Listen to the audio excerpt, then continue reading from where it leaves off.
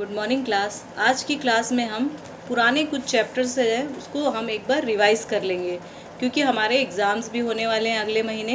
तो एक बार हम फिर से उसका पुनरावृत्ति कर लेंगे। तो हम थर्ड चैप्टर से स्टार्ट करेंगे। क्लास 4 में थर्ड चैप्टर हमारे राष्ट्रीय प्रतीक, जो कि हम पढ़ के शायद अब भूल चुके होंगे, तो एक बार फिर से हम उनको दोहरा लेंगे। तो हमारे राष्ट्रीय प्रतीक के पाठ में हमने पढ़ा था राष्ट्रीय ध्वज के विषय में। तो हमारा राष्ट्रीय ध्वज क्या है? हमारा राष्ट्रीय ध्वज है तिरंगा।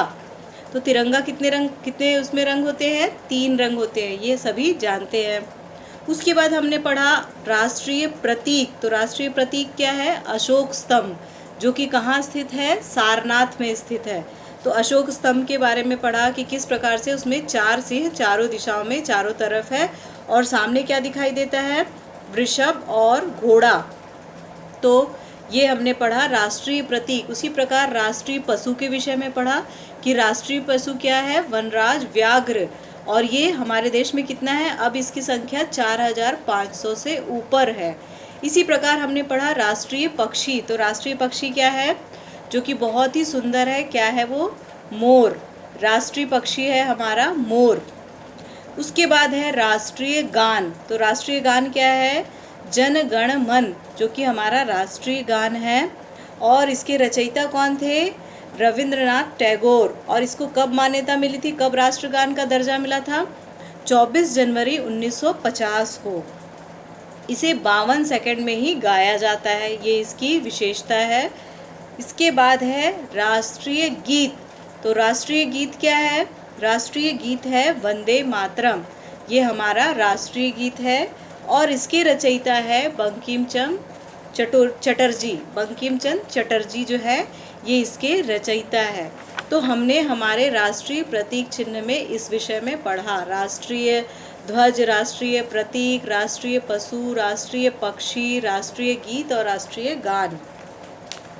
इसके बाद अगला चैप्टर था हमारा भारत कोकिला सरोजनी नायडू। सरोजनी नायडू के जीवन के विषय में बहुत ही बारीकी से पढ़ा कि सरोजनी नायडू को भारत कोकिला क्यों कहा जाता है, उनका जन्म कहाँ हुआ था, और उनकी शिक्षा दीक्षा कहाँ हुई, किस प्रकार से उन्होंने अपने आप को एक स्थान प्रदान कराया जिससे कि वो भारत कोकिला कहलाई। उन्होंने क्या किया था? 12 वर्ष की आयु में ही उन्होंने हाई स्कूल की परीक्षा पास कर ली थी।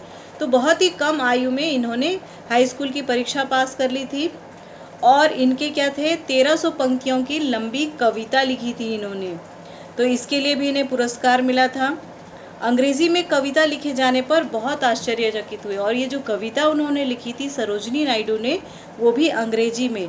जबकि इनका जन्म कब हुआ था? 13 फरवरी 1879 को, यानी ये देश आज़ाद होने के बहुत पहले इनका जन्म हुआ था।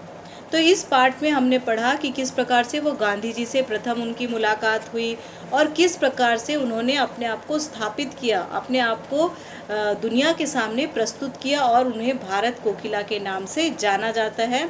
तो इस पार्ट के माध्यम से हमने भारत कोकिला सरोजनी नायडू के जीवन के विषय में विस्तार से जाना था। तो आज की कक्षा में हम ये 2 चैप्टर को रिवीजन कर लिए हैं, एक बार फिर से सुन लिए हैं।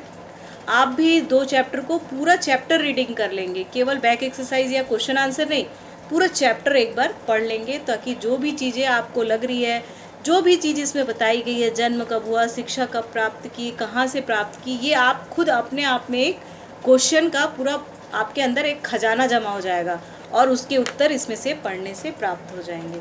तो आज की कक्षा में इतना ही।